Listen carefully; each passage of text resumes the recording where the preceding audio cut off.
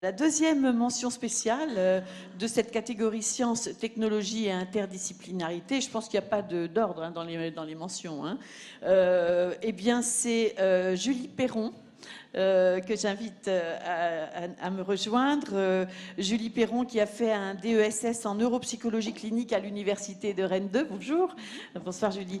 Vous avez débuté votre activité auprès des patients en suivant en parallèle un DEA national de neuropsychologie fondamentale. Vous avez effectué votre thèse soutenue en 2008 dans l'équipe accueil, comportement et noyaux gris centraux du CHU et de l'université de Rennes 1. Et vous êtes actuellement à Genève, oui, en post-doctorat. Vous êtes arrivé aujourd'hui, hier Jeudi dernier. Ah ben voilà, alors bienvenue pour votre retour à Rennes et on écoute votre exposé. Merci. Merci. Alors, j'aimerais d'abord remercier la région Bretagne pour me faire l'honneur de m'attribuer ce prix et l'Espace des Sciences pour l'organisation de cet événement. Également l'ensemble des membres de l'équipe accueil 425 comportements et noyaux gris centraux et notamment son directeur, le professeur Marc Vérin, qui a également dirigé mon travail de thèse. J'aimerais également remercier le Centre interfacultaire en sciences affectives de l'Université de Genève et notamment le professeur Didier Grandjean, les équipes UMR 642 et 746, les associations de patients parkinsoniens et mes amis, ma famille, mes proches.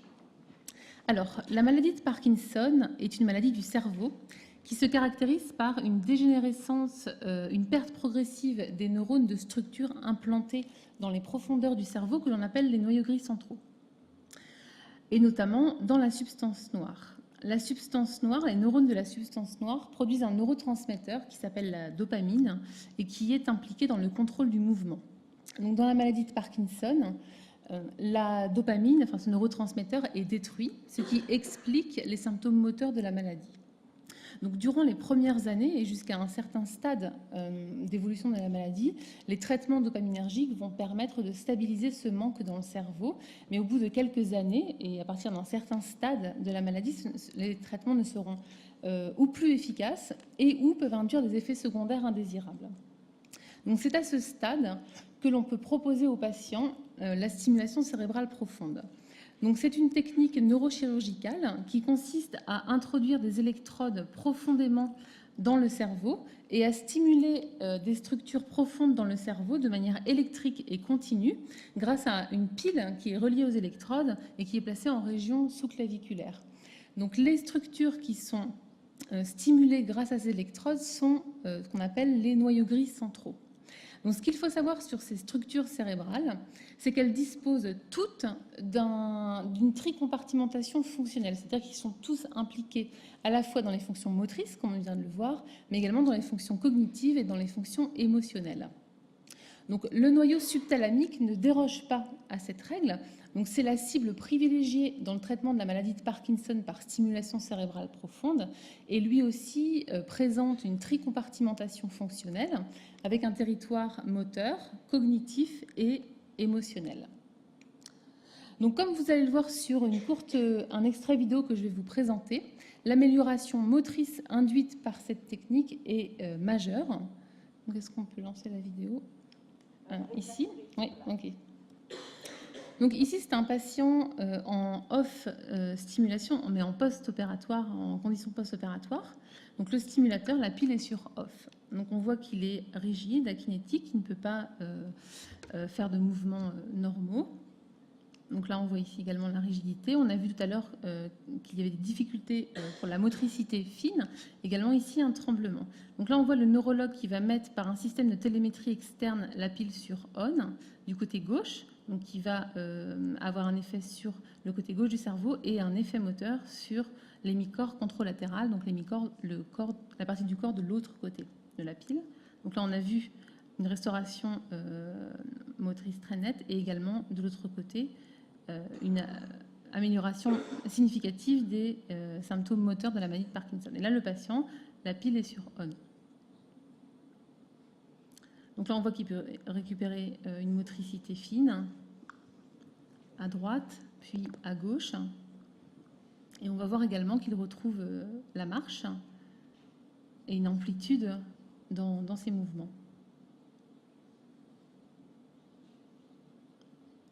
Donc, la stimulation cérébrale profonde, comme vous venez de le voir, est une technique qui induit un effet majeur sur le plan de l'amélioration motrice, mais également des effets secondaires indésirables ont également été rapportés, et notamment des modifications du comportement en conditions post-opératoires, avec des modifications du comportement alimentaire, avec une appétence accrue pour les aliments sucrés, par exemple, ou des comportements de type maniaque, ou également des prises de risque, des comportements de mise en danger d'eux-mêmes, des patients, de manière inconsidérée. Donc ces effets comportementaux post-opératoires nous ont permis de poser l'hypothèse selon laquelle, outre l'incidence motrice de la stimulation cérébrale profonde, peut-être que nous avions également un impact sur la sphère émotionnelle. Et effectivement, lorsque l'on visualise l'électrode à l'échelle de la structure, même si c'est une toute petite électrode qui fait 7,5 mm de long et qu'on active uniquement un des 4 plots, pas les 4 en même temps, il y a fort à parier qu'il y ait une diffusion du courant électrique en plus sur le compartiment moteur, également sur les aspects émotionnels. Donc, valider cette hypothèse fut l'objectif principal de mon travail de doctorat. Donc, pour ce faire, nous avons présenté des expressions faciales et émotionnelles aux patients parkinsoniens avant et après la chirurgie, et tout simplement, ils devaient reconnaître avant et après la chirurgie, l'émotion exprimée par ce visage parmi un choix multiple proposé. Donc je vous laisse en juger. Le premier visage, le deuxième et le troisième. Donc les résultats ont montré que les patients en post-opératoire présentaient donc une préservation de la reconnaissance des émotions à valence positive, donc comme la joie par exemple, mais par contre une diminution de la reconnaissance des émotions faciales négatives telles que la peur ou la tristesse. Ces modifications étaient corrélées à des modifications de l'activité cérébrale au niveau du cortex orbitofrontal droit et de l'amygdale, qui sont des structures que l'on savait impliquées dans les processus émotionnels chez l'homme, mais ce que l'on ne savait pas à l'époque, c'était que le noyau subthalamique était connecté à ces structures, et c'est ce que ces travaux ont permis de mettre en évidence. Nous avons également montré que cette perturbation émotionnelle post-opératoire était également présente lorsque les émotions étaient véhiculées par la voix et pas par uniquement le visage, et également lorsque les émotions étaient véhiculées par la partie du regard uniquement et pas sur tout le visage.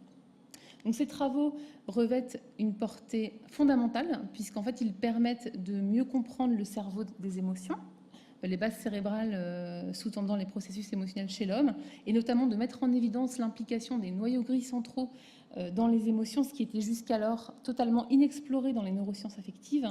Et ces travaux revêtent également une portée appliquée, puisqu'ils vont permettre d'améliorer la technique neurochirurgicale en améliorant la taille, la forme et le positionnement des électrodes au sein du cerveau. Voilà, je vous remercie de votre attention. Ouais, bravo.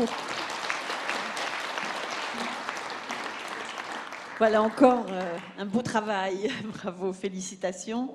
Monsieur Laine. Il faut que je pose une question, quoi. Bon, c'est très impressionnant ce qui se passe. Cette stimulation électrique, elle est quand même perturbatrice puisque c'est des électrodes. Est-ce qu'on peut envisager des stimulations par ondes électromagnétiques focalisées sans qu'on utilise des électrodes? C'est une stimulation électrique, donc celle-là, ça j'ai bien compris. Oui. Donc, vous voulez dire à l'extérieur du cerveau, sans que ce soit invasif, hein. Sans que ce soit envahissant, oui. Pour l'instant, en fait, ces cibles sont privilégiées parce qu'elles vont avoir un impact justement sur la motricité. Et pour l'instant, les techniques actuelles de stimulation du cerveau à l'extérieur ne vont pas permettre de stimuler des structures aussi profondément dans le cerveau. Et pour la détection des activités cérébrales, vous utilisez la RMN, l'imagerie médicale, ou la positron? Oui, exactement. Ouais, l'émission avec de positron. Une injection de traceur 18-fluorodéoxyglucose en tomographie par émission de positron. Parce que l'IRM fonctionnel est contre-indiqué en post-opératoire. D'accord. Voilà. On va venir, on va s'approcher de la table d'opération. Bah oui, d'opération. D'opération, c'est une table de distribution plutôt. Bon, cher Julie, bravo. Bravo pour les travaux, bravo pour la présentation également, c'est assez impressionnant. Voilà, merci. On a un peu de retard. Chacun aura noté que Julie Perron est passée de Rennes 2 à Rennes 1 par ailleurs. C'est un pur produit de site.